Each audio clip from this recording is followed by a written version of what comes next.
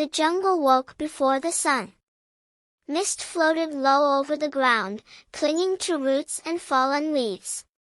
The air smelled of wet soil, tree sap, and old rain. Somewhere deep inside the forest, a bird cried out, sharp and lonely, as if warning the world that the day had begun. Rashid opened his eyes slowly. He slept on a rough wooden bed inside a small hut made of mud, bamboo, and tin sheets. The hut stood alone at the edge of the jungle, far from any village. There was no electricity, no clock, and no mirror. Rashid did not need them. His body had learned time from the jungle itself. He sat up and rubbed his face with both hands. His palms were hard and cracked, the skin thick like dry bark. Years of cutting wood had carved deep lines into his hands and arms. His beard was rough, his hair uncombed, and his eyes, dark, tired, but alert. Rashid stood, tied a piece of cloth around his waist, and stepped outside. The jungle stood before him like a living wall. Tall trees stretched upward, their tops lost in fog. Vines hung like ropes. Somewhere nearby, leaves rustled, maybe a deer, maybe something else. Rashid listened carefully. In the jungle, listening was more important than seeing. He picked up his axe. The axe was old. The handle was smooth from years of grip, darkened by sweat and rain. Rashid had owned many tools in his life, but this axe had stayed with him the longest. It was not just a tool. It was survival. He walked into the jungle. Rashid had been cutting wood for more than 20 years. He did not remember the exact year he came to the jungle. Time lost its meaning here. Days were counted by hunger and rest, by rain and dry seasons. Long ago, Rashid had lived in a village. He had a small house, a wife, and a son. Life was poor, but it was life. Then the floods came. The river swallowed fields, homes, and hope. His son fell sick. There was no doctor, no money. His wife cried every night. When his son died, Rashid felt something inside him break. His wife left him soon after. She went to her parents' house and never returned. Rashid stayed alone, surrounded by memories that burned like fire. One day, he picked up an axe and walked away. The jungle did not ask questions. It did not judge. It only tested. That morning, Rashid chose a tall, dead tree. He never cut green trees unless absolutely necessary. The jungle gave life, and he respected it. Dead trees were enough for firewood and charcoal. He studied the trunk carefully. The ground sloped slightly. The wind direction mattered. A wrong cut could kill a man.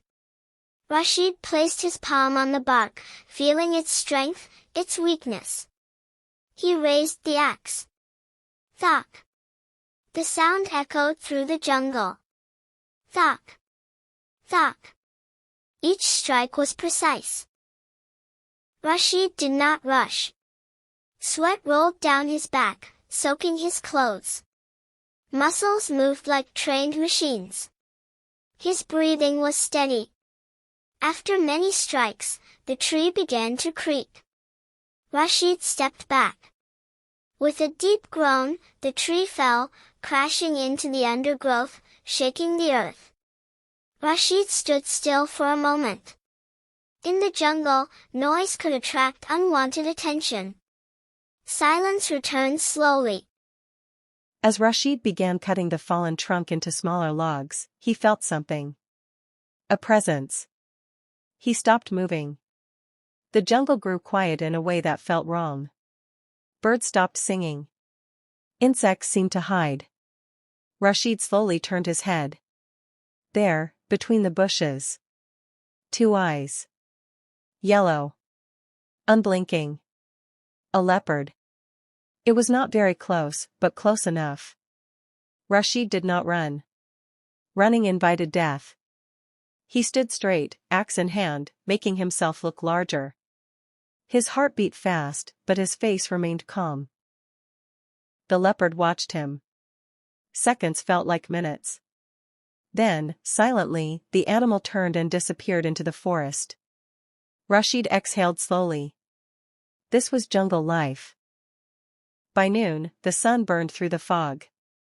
Rashid sat on a rock, eating dry bread and drinking water from a metal bottle. His body ached, but pain was familiar.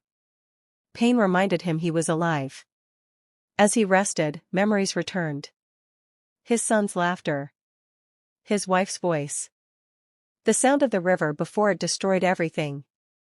Rashid closed his eyes. He had tried to forget, but the jungle did not erase memories. It only buried them deep, where they waited.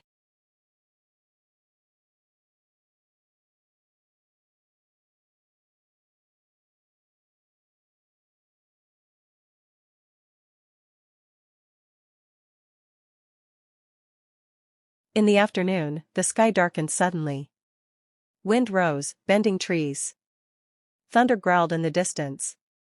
Rashid knew this kind of storm. Dangerous. He gathered his tools and started walking back toward his hut, but the rain came fast, heavy, sharp drops that soaked everything within minutes. The ground turned slippery. A branch snapped above him. Rashid ran. Then his foot slipped. He fell hard, his leg twisting painfully. A sharp pain shot through his knee. He tried to stand. He couldn't. Rain poured down, turning the jungle into a roaring beast. Rashid dragged himself under a large tree for shelter. His knee was swelling fast. Walking would be impossible. Night would come soon. Injured men did not survive nights in the jungle easily. Rashid leaned back against the trunk, breathing hard. For the first time in many years, fear touched his heart deeply. He thought of his son. "I'm not ready yet," he whispered. As the storm weakened, Rashid heard footsteps. Human footsteps. A young man appeared, soaked and nervous, carrying a bag and a stick. "Are you hurt?" the stranger asked. Rashid nodded. The young man introduced himself as Aman, a traveler who had lost his way. With effort, Aman helped Rashid stand and supported him toward the hut.